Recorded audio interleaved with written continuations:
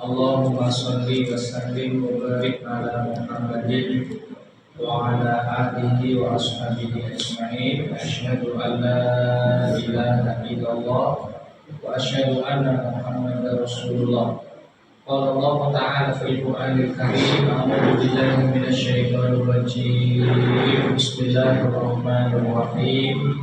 Wasari'u ila maghfiratin min rabbikum wa jannatin 'arduhas samawati wal ardu u'iddat lil muttaqin alladzina yunfiquna fis sarra'i wad dharra'i wal kadhimina al ghaidha wal 'afina 'anil nas wallahu yuhibbul muhsinin. Shadaqallahul adzim. Yang kami hormati Bapak-bapak, Ibu, para peserta pengajian, mudah-mudahan semuanya diberkahi dan dirahmati oleh Allah Ta'ala. Amin. Yang pertama, mari kita memanjatkan rasa syukur kepada Allah. Terima kasih kepada Allah atas nikmatnya, atas karunia-Nya, atas taufik yang Allah berikan kepada kita. Pagi hari ini bisa berkumpul di majelis ini dalam keadaan iman, dalam keadaan sehat walafiat, tidak kurang satu apapun ya Bapak Ibu. Saya berdoa kepada Allah mudah-mudahan pertemuan kita diberkahi dan dirahmati oleh Allah Ta'ala. Amin ya rabbal alamin. Shalawat ikut salam mudah-mudahan Allah curahkan kepada Rasulullah sana kita Nabi Agung Muhammad Sallallahu Alaihi Wasallam, keluarga beliau, para sahabat yang mulia, mudah-mudahan Allah curahkan kepada kita semuanya. Bapak Ibu, pagi hari ini saya mendapat amanah lewat kuliah ini untuk menyampaikan kajian.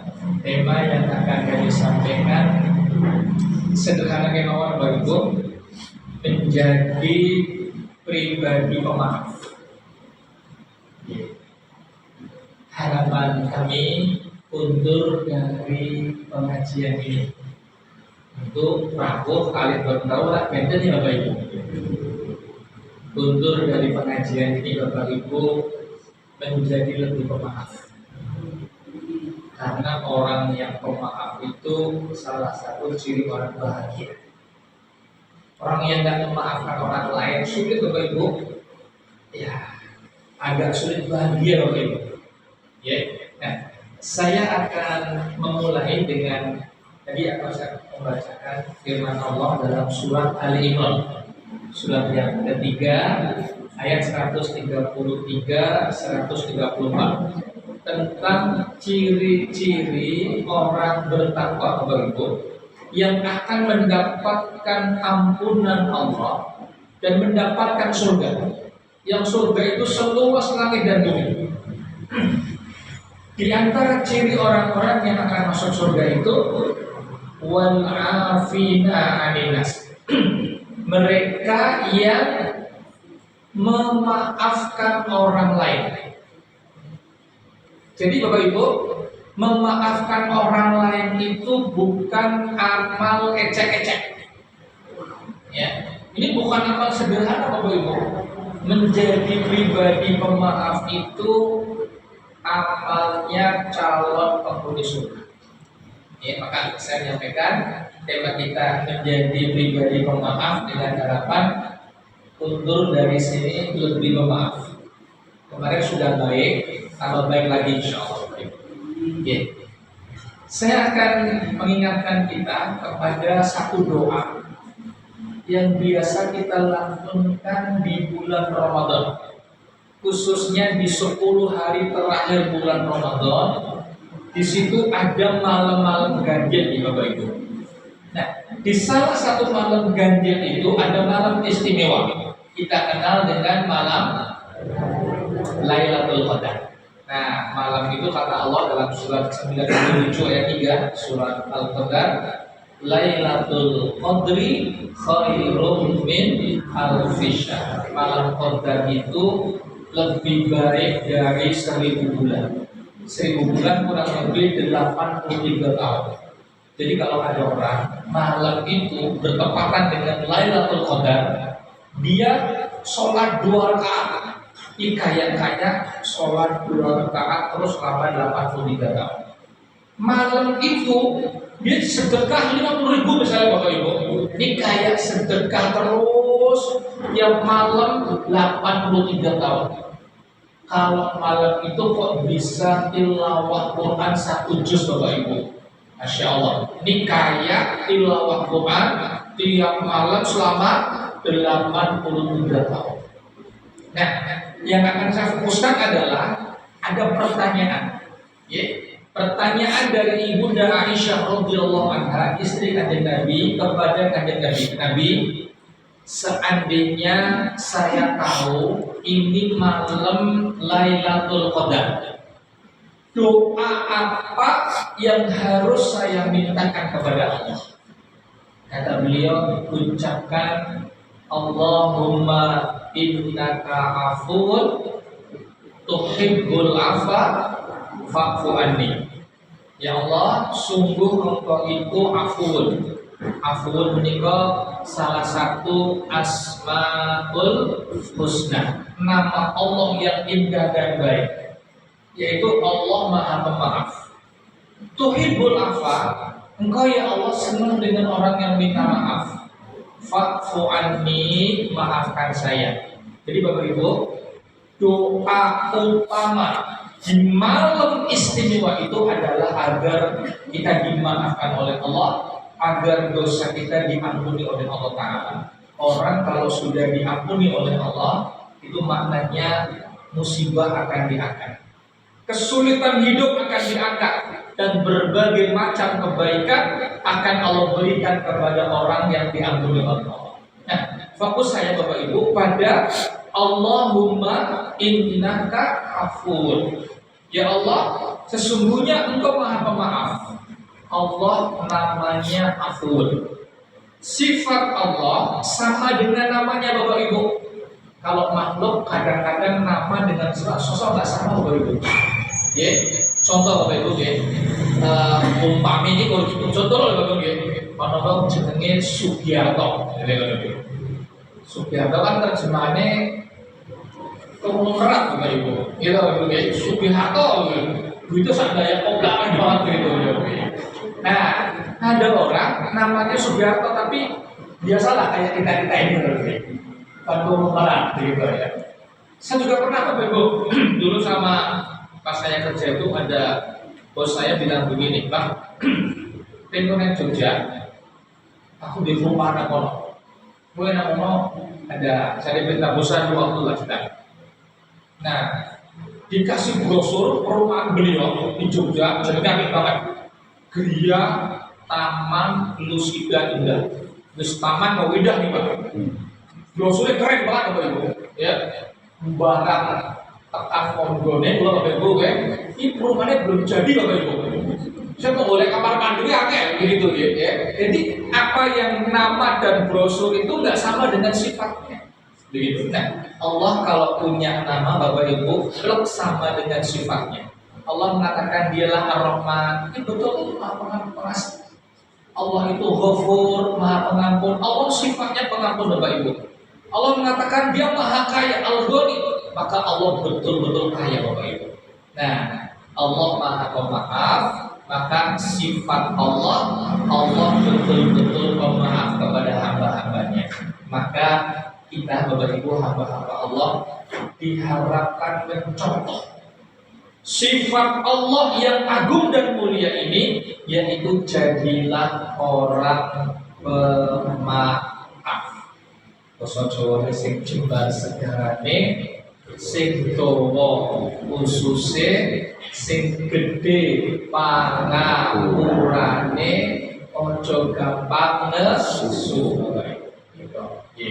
Nah hadirin, Allah Maha Pemaaf. Maka para nabi dan rasul utusan Allah juga memiliki sifat yang agung dan mulia ini. Contoh Bapak Ibu, ada nabi disebut namanya sebagai surat dalam Al-Quran. Surat ke-12, surat namanya Bapak Ibu. Surat ke-12, surat namanya Bapak Ibu. Agak ingat apa agak lupa namanya? Udah tak kasih clue tadi loh, nama nabi loh Bapak Ibu. Namanya surat Yusuf. Surat Yusuf. Kita akan kisahkan dikit, itu surat dari awal sampai akhir kisah tentang Nabi Yusuf alaihissalam, seorang nabi yang mulia dari kalangan Bani Israel. Nabi Yusuf punya bapak namanya Nabi Yakub, bapaknya lagi Nabi Ishak, bapaknya lagi Nabi Ibrahim alaihissalam. Ya, jadi Yusuf bin Yakub bin Ishak bin Ibrahim alaihi wassalatu wassalam. Nah, Nabi Yusuf ini ibu udah meninggal, bapaknya punya keluarga istri. Dia punya kakak-kakak beda ibu. Nabi Yusuf disayang banget sama bapaknya. Nabi Yusuf juga sayang banget sama bapaknya. Nah, mas-masnya ini bapak ibu, jadi Nabi Yakub itu orang baik banget. Dan masih ada perasaan nggak senang sama Nabi Yusuf bapak ibu. Dengkilah bahasa Jawanya begitu aja bapak ibu. Nah, suatu ketika mereka punya makar rencana jahat untuk Nabi Yusuf. Dan bilang sama ayahnya, kan sama bapak sama bapaknya, boleh nggak ya Yusuf kita ajak jalan-jalan, healing lah begitu ya, wisata. Kata bapaknya, nanti kalau dimakan serigala piye? Menurut para ulama, ungkapan Nabi Yakub nanti kalau dimakan serigala bagaimana menunjukkan Yusuf waktu itu masih kecil, 6 atau 7 tahun. Kalau dia udah dewasa, udah gede, segalanya takut bapak ibu, ya takut. Ya dia masih kecil dia bapak ibu. Nah kata mas-masnya, aman ya, kita kelompok besar kok. Sebetulnya mereka punya niat jahat bapak ibu. Yusuf bukan mau diajak jalan-jalan, dicemplung ke sumur bapak ibu, di dekat jalur perdagangan negeri Palestina dengan Mesir bapak ibu. Nah, udah diizinkan, dicemplung ke sumur, bajunya dibawa, diambil. Terus bajunya Yusuf itu dilumuri darah palsu, darah kambing. Mas-masnya pulang malam hari, nangis-nangis kalau pakai, ayah, Yusuf dimakan serigala ya. Jadi botol, cemplung ke sumur, ngapusi mas-masnya. Dia tunjukkan bajunya Nabi Yusuf yang berlumuran darah. Cuman Nabi Yakub agak curiga bapak ibu, karena bajunya Nabi Yusuf itu utuh.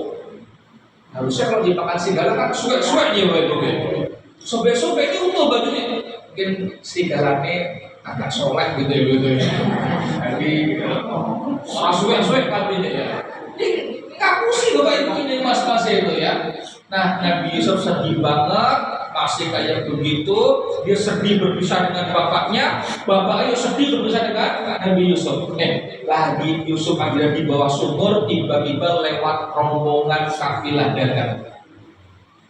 Ada sumur toh, langsung bendera yang dulu pakai kita zaman cilik dia kamu timbo bapak ibu, wakil dua angkat, lihat kalau timbo menyenggol, ya naik toh, wah bokmen gitu loh diwangi, bajunya bot gitu ya. Ternyata barang Nabi Yusuf, blognya bagus tuh kayak cilik bagus orang kayak begitu ya. Akhirnya mereka bawa Nabi Yusuf dijual sebagai budak, bukan budak loh bapak ibu, beda. Ya, dijual ke negeri Mesir, dibeli oleh seorang menteri pejabat tinggi di sana yang memang tidak punya putra. Ya. Diasuh dengan baik Nabi Yusuf, ya sempat jadi budak, kemudian dijual dan diasuh dengan baik. Nah, tumbuh dewasa gede, orangnya pintar, orangnya cerdas, berakhlak mulia, tambah Nabi Yusuf orangnya bagus, iya kan bapak ibu. Kata Nabi kita Muhammad SAW dalam kisah Isra dan Mi'raj, Nabi Yusuf itu ada di langit ketiga. Kata Nabi, diberi kegantengan separuh orang di dunia. Nah, ibu AKB ngesir kalau Nabi Yusuf bapak ibu. Seneng Nabi Yusuf kayak laki perempuan dengan laki-laki begitu. Pas suaminya pergi, pawang dipangcingin, sudah kasih mau berbuat yang gak benar, Nabi Yusuf takut kepada Allah. Dia lari, digoyang sampai depan pintu, suaminya datang. Bukan jam pulang ya, pulang. Kata-kata istrinya, Mas, apa hukuman untuk laki-laki yang akan berbuat tidak benar sama istri? Padahal tidak, ya difitnah bapak ibu. Cuman ada saksi dari pihak perempuan, dia bilang begini, kalau bajunya Yusuf yang sobek yang belakang, Yusuf benar, ini perempuannya hapus. Tapi kalau yang sobek yang depan, Yusuf akusi perempuan yang benar. Barang dicek yang sobek yang belakang Bapak Ibu. Tadi kan perempuannya tarik dari belakang tuh Bapak Ibu, ya. Kalau depan berarti Yusuf yang punya, begitu, ya. Nah, kata suaminya, udah kamu salah, kamu mohon ampun kepada Allah. Yusuf gak usah diceritakan berita ini pada orang-orang. Cuma beritanya terlanjur viral Bapak Ibu, ya, di kalangan sosialita, ya, dan dharma wanita kerajaan Mesir. Isinya di sosialita begitu, ya. Betul nggak apa komentar ibu? Oh, bujurnya menteri sementara budak orang jendak begitu, ya.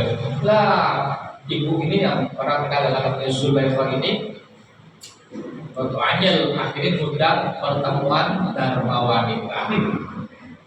Ini kayak arisan lagi seperti itu, ya. Lihat suguhannya nggak kayak begini. Suguhannya itu ada yang harus dikupas pakai pisau Bapak Ibu. Mungkin kalau mangga lah dia Bapak Ibu, ya, bahasa kita mangga lah begitu, ya. Sudah dikasih suguhan sampai sore yang ada Bapak Ibu.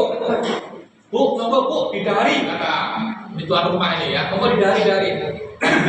Di apa? Dikupas ya Bapak Ibu. Nabi Yusuf suruh keluar kalau gue tadi itu. Sob, begitu, ya. Begitu Nabi Yusuf keluar Bapak Ibu, tahu nggak Bapak Ibu? Tangannya ada moncek buah tadi itu, tangannya kepekes Bapak Ibu. Ini kepekes nih bisa toh, itu maksudnya dulu, ya. Iya Bapak Ibu, ya. Doblok. Ini bukan manusia, ini malaikat katanya begitu, ya. Apa kata istri Pak Menteri tadi? Ibu, sampean kan baru lihat Yusuf pertama kali kok. Lihat tangan itu kali. Tangannya kepekes. Ini dulu ya isi dan ada begitu, ya Bapak, ya. Saya itu ketemu dia tiap hari di rumah saya, kayak begitu, ya. Akhirnya Bapak Ibu singkat cerita, Nabi Yusuf difitnah, blusuk ke penjara bertahun-tahun Bapak Ibu. Sampai hadirin, ini nanti cerita saya intinya tentang memaafkan orang lain, ya Bapak Ibu, ya. Hadirin, Nabi Yusuf di penjara bertahun-tahun, kata para ulama sudah belasan tahun. Nah, suatu ketika raja bermimpi. Mimpinya aneh Bapak Ibu. Apa intinya itu? Dia dalam tidurnya melihat 7 ekor sapi kurus makan 7 ekor sapi gemuk. Dia tanya sama para menteri, para pejabat, nggak ada yang ngerti. Cuma ini kembangnya wong turu lah, kalau jawabannya begitu, ya. Itu cuma ini biasa, raja nggak puas. Nah, ada mantan nabi yang udah bebas, jadi pelayan raja. Dia ingat, raja, saya punya teman di penjara, namanya Yusuf, orangnya ahli tafsir mimpi. Hadirin, saya mau matur begini, para nabi dan rasul yang diutus oleh Allah itu biasanya memiliki keterampilan, keahlian Allah yang kasih melawan yang lagi viral pada waktu itu. Contoh, zaman Nabi Musa yang viral itu ilmu sihir. Nabi Musa hadir dengan kemampuan mirip sihir, bukan sihir. Di tongkatnya jauhnya berbulu, tangannya masuk pakaian keluar putih bersih, bercahaya, bukan penyakit. Nah, ini mengalahkan yang viral pada waktu itu. Nabi Isa alaihissalam waktu itu yang viral ilmu kedokteran dan pengobatan. Oh, pakarnya banyak. Nabi Isa diberi mukjizat oleh Allah. Oh, masya Allah. Ada orang punya penyakit poros itu, mohon maaf ya, kulitnya itu produk gandeng, diusap mari Bapak Ibu. Ada orang buta diusap sembuh Bapak Ibu. Yang paling ngeri nih Bapak Ibu, ono wong mati urip nek begitu. Ibu dokter mana wis menyerah Bapak Ibu, ya. Boresor. Ya, Nabi Isa diberi oleh Allah mengalahkan yang viral pada waktu itu. Nah, hadirin yang dirahmati oleh Allah, zaman Nabi Yusuf yang viral adalah pakar tafsir mimpi. Maka Nabi Yusuf kemudian diberitahu tentang tadi Kata Nabi Yusuf, oh itu 7 ekor sapi kurus makan 7 ekor sapi gemuk. Nanti akan ada 7 tahun Anda akan panen raya. Hasil pertanian melimpah. Tolong simpan benihnya, jangan gunakan makanan tersebut dihabur-haburkan. Kenapa? Habis itu ada 7 tahun lagi kekeringan, paceklik yang akan menghabiskan semua bahan makanan yang ada. Lapor ke raja, raja puas. Tolong bebaskan Yusuf, keluarkan di penjara. Utusan datang Bapak Ibu, udah mau dikeluarin Bapak Ibu. Kata Nabi Yusuf, saya sudah. Tolong sampaikan raja, saya jangan keluar dulu. Tanyakan kepada ibu-ibu Dharma wanita. Simpahannya ke PKS tadi dulu. Dipanggil sama raja. Bu, ibu-ibu, nih Zulekho udah tahu juga. Bagaimana pendapat ibu-ibu tentang Yusuf yang di penjara? Kata mereka, aklamasi Pak. Dia orang baik, dia orang nggak ada masalah itu. Baru Zulekho bilang, saya yang salah, yang aku loh. Saya yang menggoda dia. Yusuf nggak salah. Clear? Nabi Yusuf keluar dari penjara dalam posisi sudah direhabilitasi namanya. Coba kalau nggak ada pertemuan ini Bapak Ibu, keluar jadi menteri, isunya kan ngeri Bapak Ibu. Lah opo mantan nabi, seneng kalau gue walon ini, maksiatnya dan kan gitu. Begitu ada pertemuan ini, keluar dalam kondisi bersih, nggak ada info jelek tentang beliau. Hadirin, Nabi Yusuf jadi pejabat tinggi di kerajaan Mesir. Betul, habis terjadi masa panen raya, paceklik sampai Palestina, tempat bapak dan mas-masnya yang dulu pernah mempunyai Yusuf sumur dari bapak Ibu. Coba kamu minta ke Mesir bantuan, ada. Nah, datang ke Mesir bapak Ibu, Nabi Yusuf ngerti mas-masnya. Mas-mas itu sekian ini ya. Hadirin, dikasih bantuan. Besok kalau habis sini lagi begitu ya. Cuma bawa saudaraku namanya Bunyamin, siap ya. Habis Bapak Ibu, makanya datang lagi. Nah kali yang kedua udah ketemu semuanya.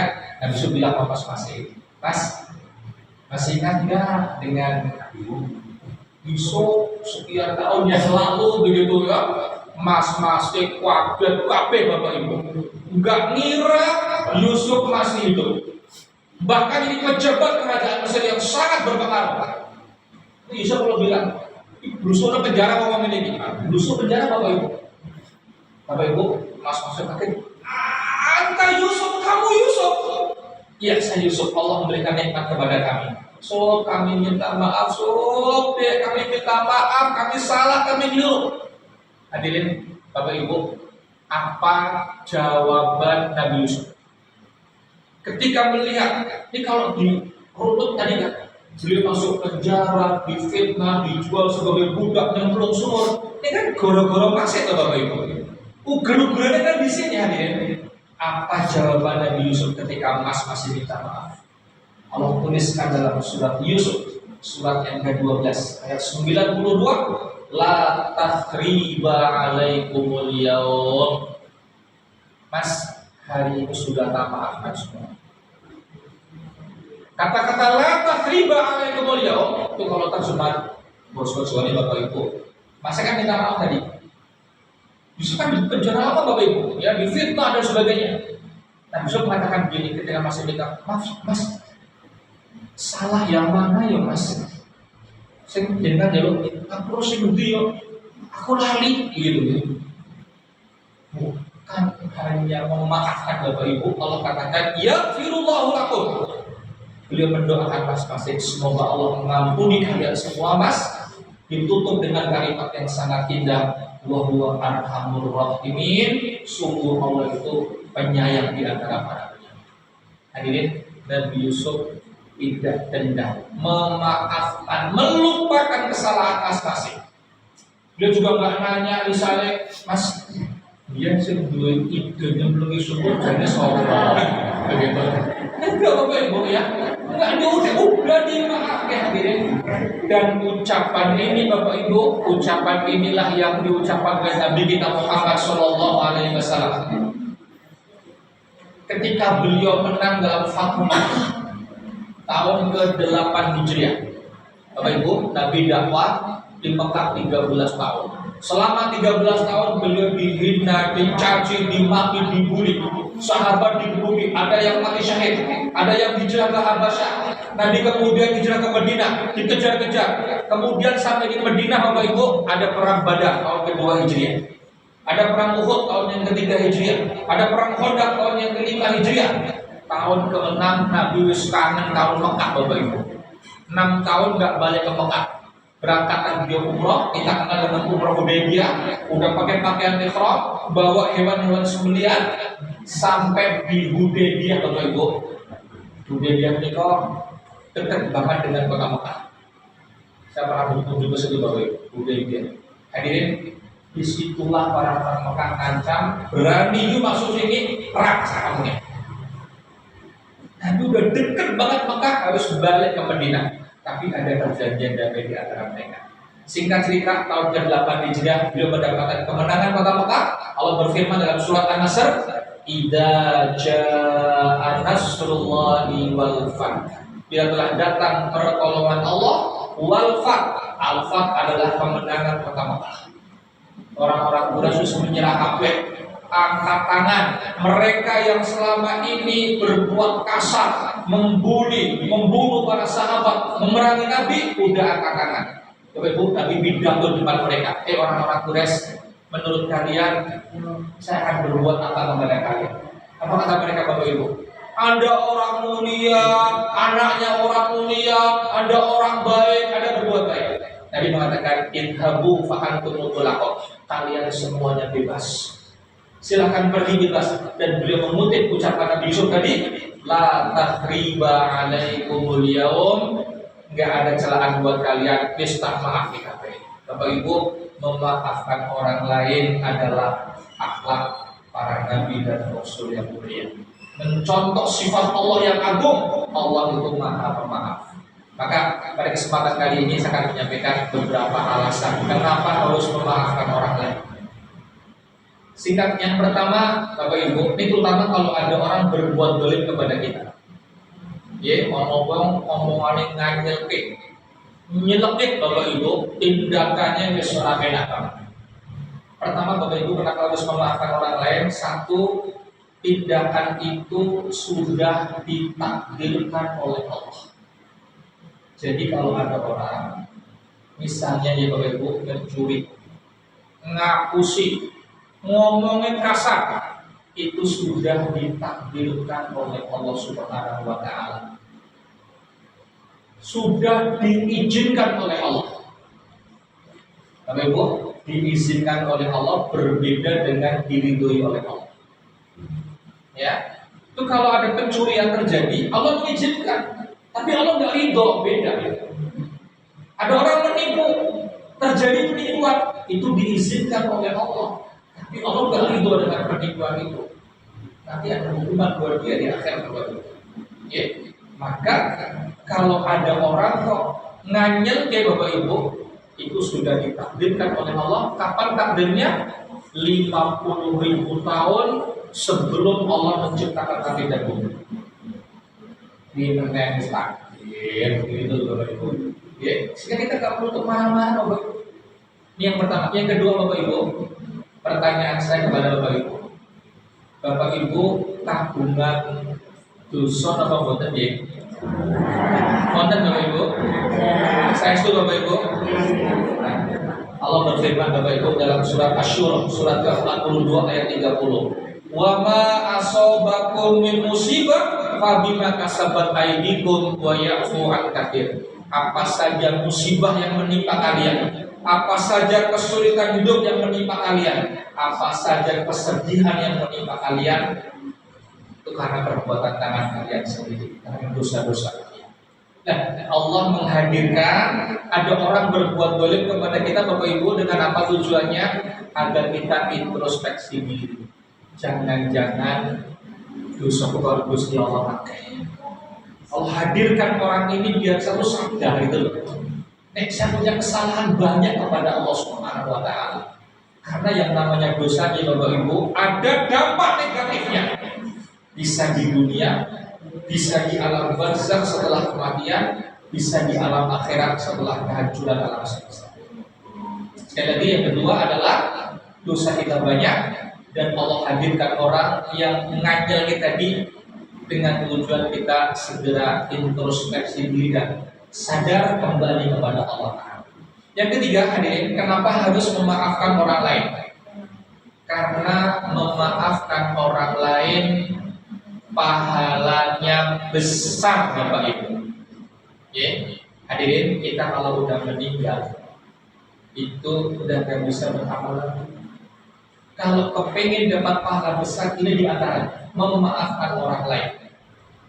Ya, hadirin, Allah berfirman dalam surat Asy-Syura, surat yang ke-42 ayat yang ke-40.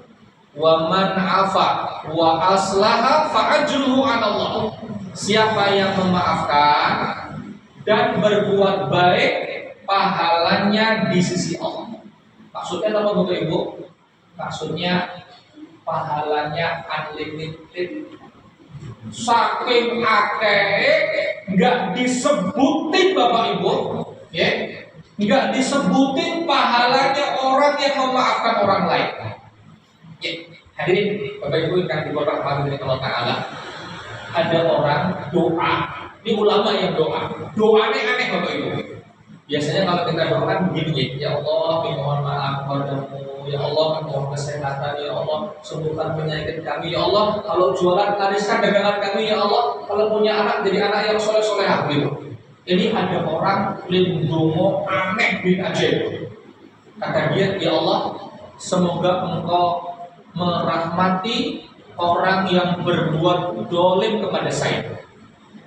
Semoga engkau memberikan kebaikan kepada orang yang berbuat dolim kepada saya. Sebelahnya ngomong kerungu dumune ngomong. Kaget banget. Yang ngomong kiai loh kalau ulama. Jadi mohon maaf, jadi doanya kok kayak begitu. Sampai saya pengen berbuat dolim sama sampean. Kenapa kalau berbuat dolim apa berbuat? Didoain sama orang tadi. Ternyata beliau mengutip firman Allah tadi, surat Asy-Syura ayat 40, siapa yang memaafkan dan berbuat baik, pahalanya sangat besar di sisi Allah Subhanahu wa Ta'ala. Memaafkan orang lain, pahalanya besar. Jadi kalau Bapak Ibu ditanya oleh putra-putri sekarang, mungkin cucu, Bah, sebutkan tolong amal soleh yang dicintai oleh Allah. Mungkin kita sebutkan sholat, puasa, sedekah, baca Quran, berbakti kepada orang tua, baik dengan tetangga, hadir di majelis taklim, umroh, haji. Betul semua Bapak Ibu. Tapi jangan lupa bahwa memaafkan orang lain adalah amal soleh yang sangat dicintai oleh Allah. Ini bukan amal ecek-ecek, Bapak Ibu. Calon penghuni surga adalah orang-orang yang memaaf. Yang keempat, Bapak Ibu, alasan harus memaafkan orang lain. Dengan memaafkan orang lain, Allah akan berikan namanya salamatul qalbi, kebersihan hati, Bapak Ibu. Ya, Bapak Ibu, saya mau nanya ke Bapak Ibu, memaafkan orang lain itu gampil nopo angel? Susah. Oh ya, carinya apa sih? Gampil, angin, masih tergantung begitu ya. Hadirin, saya mau cerita kata gini. Bapak Ibu kalau sholat, ya, sholat kan harus wudhu dulu, ya. Bapak Ibu harus menutup aurat, udah masuk waktu sholat, menghadap kiblat, bacaannya harus ngerti. Ini Bapak Ibu kan, kalau jamaah ada ilmunya lagi, ini Bapak Ibu. Kalau mau sedekah harus punya duit. Panjenengan mau umroh haji, syaratnya lebih tinggi gimana Bapak Ibu? Tapi kalau panjenengan memaafkan orang lain Bapak Ibu, praktis tanpa syarat berbelit-belit, ini gelap apa orang? Ini apa Bapak Ibu? Ya, ada loh Bapak Ibu ya. Umpamanya ini pertemuan RT apa nama PKK, ini disalami, ini baca namanya kayak ini. Ada orang ngerti, begitu ya, atau mungkin ngomong-ngomongan apa, begitu ya, sampai dilewati. Ada tuh Bapak kayak gini. Hadirin yang dirahmati oleh Allah, saya mengatakan memaafkan orang tanpa syarat berbelit. figur kesombongan. Ya, apa dampaknya kalau orang tidak memaafkan Bapak Ibu? Mau dimakan, mau makan Bapak Ibu, mau makan udah. Lo lewat, kelingan ini nggak ada kayak ini. Bener-bener harus makan, harus makan ini. Udah mau tidur, kelingan ini. Angel turu Bapak Ibu. Loh, ini kalau terjadi terus ini angel turu, angel makan itu berdekat ini. Itu setruk loh Bapak Ibu kayak gitu. Ngeri Bapak Ibu. Tadi begitu memaafkan orang lain selesai Bapak Ibu, selesai udah tenang plong hati ini Bapak Ibu. Yang keempat, yang kelima Bapak Ibu. Alasan kelima kenapa harus memaafkan orang lain. Yang memaafkan orang lain akan dimuliakan oleh Allah. Ada hadis kata Nabi, hadirin, nggak bisa ngamalin hadis ini kecuali para nabi dan orang-orang yang imannya kuat. Apa tuh hadisnya Bapak Ibu? Pertama, mana kosot sodaqatun min ma. Tidak berkurang harta dengan sedekah. Orang punya duit 1 juta misalnya, disedekahkan 100 ribu. Jadi 900 Bapak Ibu. Kata Nabi, enggak berkurang harta dengan sedekah. Jadi bisa memahami hadis ini orang yang imannya kuat Bapak Ibu. Ini orang tenang moral begitu. Yang kedua tema kita. Wa ma zadallahu 'abdan bi'afwin ila izzah. Tidaklah seseorang memaafkan orang lain kecuali akan dimuliakan oleh Allah. Jadi yang memaafkan orang lain, dia akan dimuliakan oleh Allah Ta'ala. Memaafkan orang lain mungkin kelihatan lemah, orang wani, gitu. Di ketok elit begitu enggak Bapak Ibu, memaafkan orang lain itu dimuliakan oleh Allah Subhanahu wa Ta'ala. Untuk keyakinan kuat. Ya, pahalanya besar banget di sisi Allah Ta'ala. Ya, hadirin, cuma memaafkan orang lain harus lillahi ta'ala lagi Bapak Ibu. Karena ada orang yang memaafkan orang lain tidak karena Allah juga bisa. Contoh, ada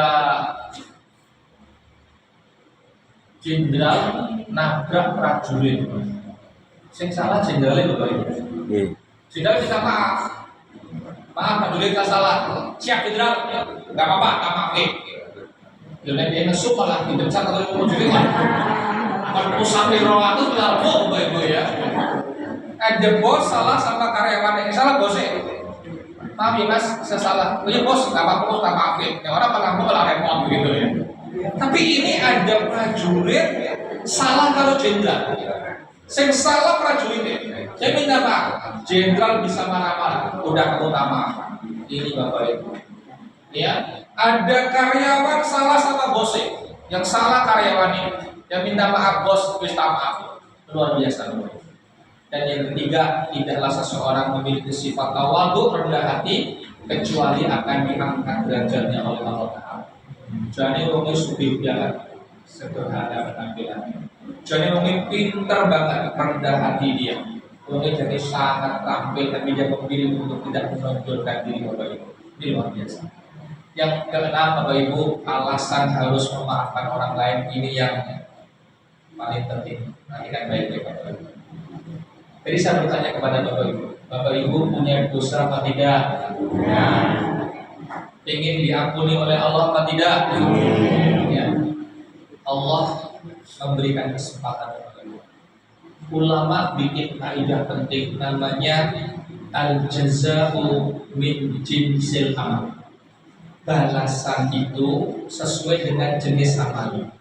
Apa maksudnya? Orang kalau berbuat baik dia terima kebaikan dari Allah. Orang berbuat jahat, kembalinya kepada dia keburukan. Terus pakem ini kayak begini. Ya, ayatnya dalam Al-Quran banyak banget. Ya, contoh dalam surat 17 Bani Israil ayat yang ke-7. In ahsantum li anfusikum wa in asatum falaha. Kalau Anda berbuat baik, Allah balas kebaikan. Kalau Anda berbuat buruk, balasannya keburukan.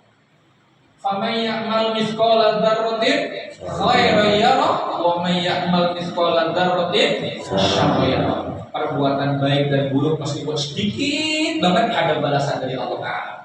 Ya. Kata Allah, wa makaru wa makarallah. Mereka bikin makar, orang-orang jahat. Apa balasan untuk orang yang bikin makar? Allah pasti makar kepada mereka dan Allah sebaik-baik memberi makar. Intinya pun balasan itu sesuai dengan jenis amalnya.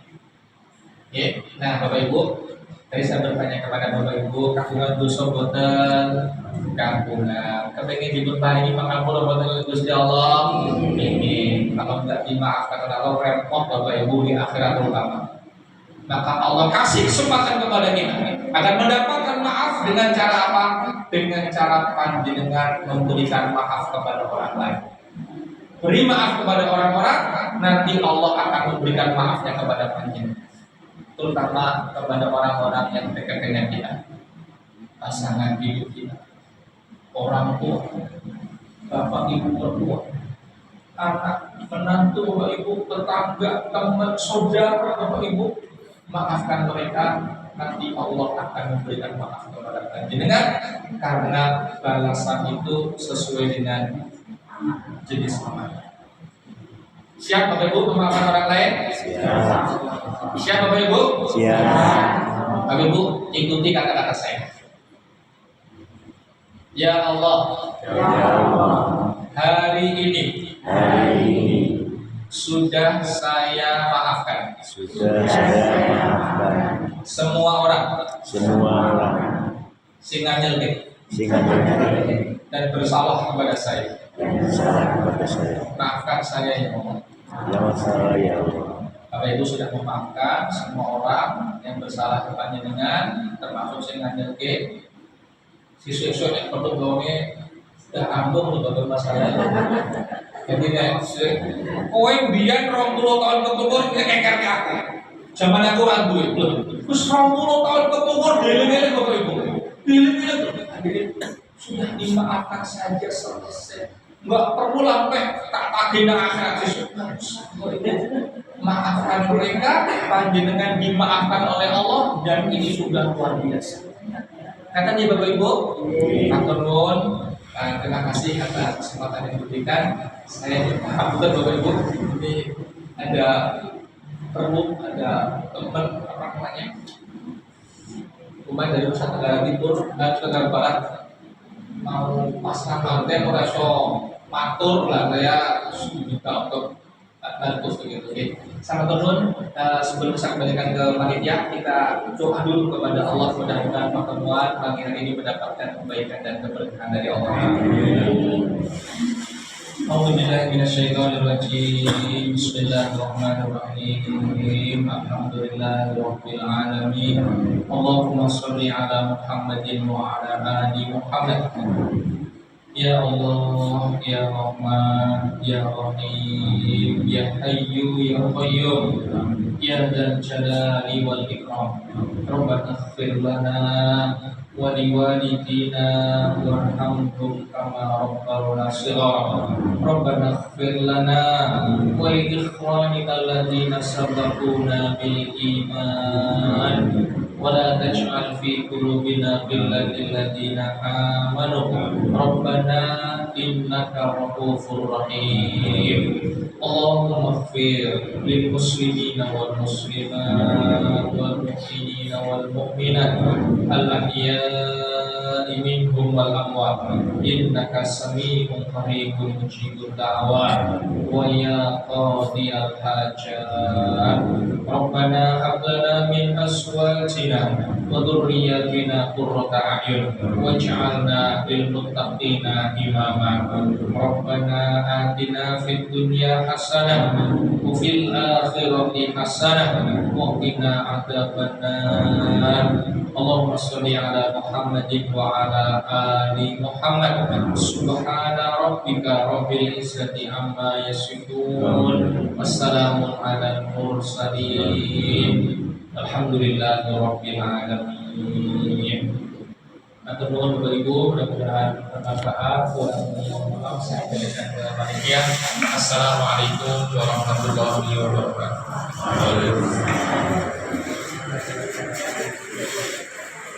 Alhamdulillah, terima kasih pada Bapak Ustadz dan juga Bapak Guru.